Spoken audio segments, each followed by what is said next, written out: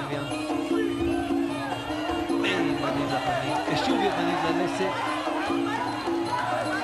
כלומר, המתחרים האלה חזקים מאוד, יכולים לקבל מכות ולהחזיר לא הפסקה. איליה פוגע שוב ושוב עם הימין לפנים, שוב ימנית לפנים, ושוב. סדרה של כניסות של איליה גרד, ועכשיו גם עם הברכיים, וצריך להזכיר הברכיות האלה מעניקות ניקוד די גבוה. כן, בהחלט, בגוף תאילנדי הברכיים הם מספר 1 בניקוד, יחד עם המרפקים. אחר כך בעיטות, רק בסוף היה עבודת העיניים. ימין חזקה מאוד בגופו של שור, וסוף זיבוב. איליה מרגיש קצת יותר טוב אחרי הסיבוב הזה, ועדיין הוא מתחרה מתאילנד. די בטוח עצמו, ועכשיו אנחנו כבר עוברים אל הסיבוב הבא. תראה את המבט בעיניים של איליה. מאוד מרוכז, הקשור מרוכז מאוד, ננסה לפגוע בצורה אפקטיבית. איליה נכנס פנימה, קורבנית שפגע לא מספיק חזק. בעיטה חזקה של התאילנדי שמוזזה את איליה, אפשר לראות את הכוח שלו מאחורי הביטה.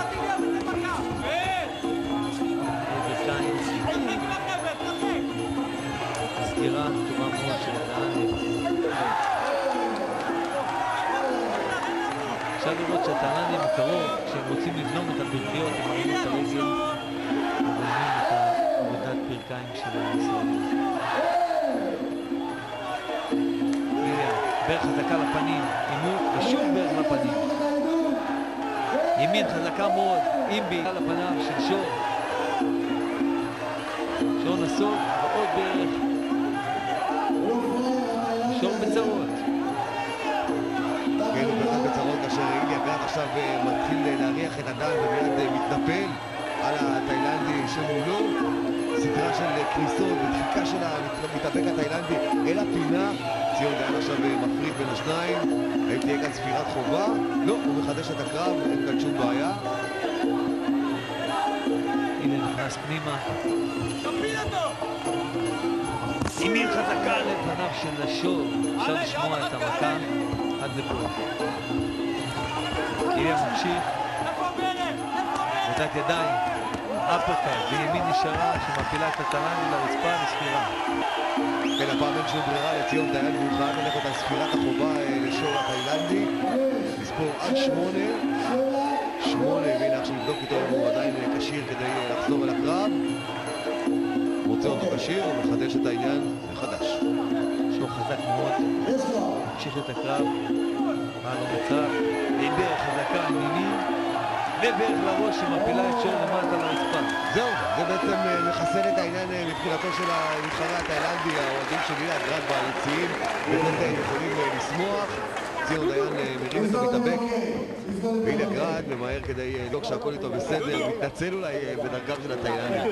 זה היופי שבספורט הזה, כמה שהספורט חזק וכל המכות האלה עדיין יש את הספורטיביות, בסוף הקרב נשארים חברים. לסדרת החבטות, סדרת הכניסות האלה במתאבק התאילנדי של איליה גרד, בין המכות הסופיות אשר בעצם חיסלו אותו והביאו את הניצחון לידיים של איליה, את הגביע הירושלמי. 2-0 לישראל. התחלתי טוב, באמצע התחיל לפגוע בי ימין על שמאל, לכבד התחיל לפגוע בי חזק. בסוף הקשבתי לפינה, נכנסתי בו כמו שאמרו לי, והסתיים כמו שזה הסתיים. אני חושב לא סיימתי את זה יפה כמו שרציתי, אלא יותר מדי נכנסתי לזה והבאתי מכה בסוף שהייתי יכול לנצח גם בלעדיה.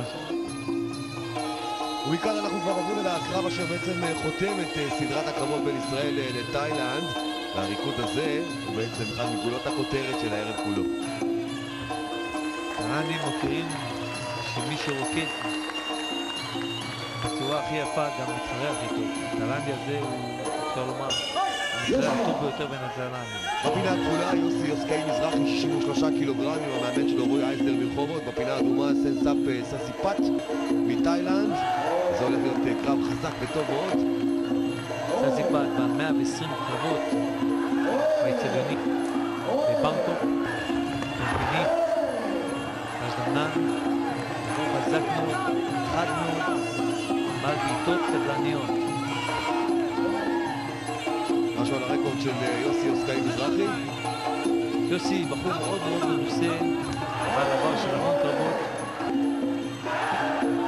והחמצה של ססיפת, אפשר לראות את העוצמה שבמכה שהוא מעד ונפל אחרי המכה. יוסי רגוע, אבל דוחף קדימה.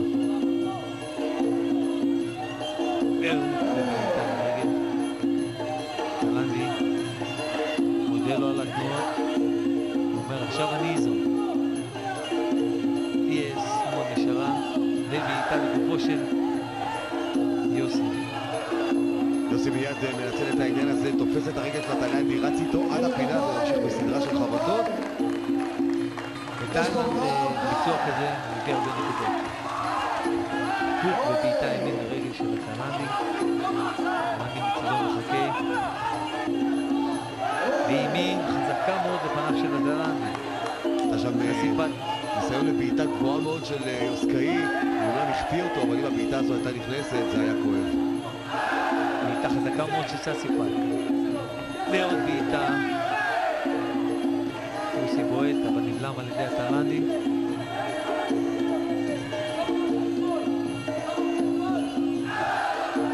בעיטה של ססיפת, ברך בהטלה.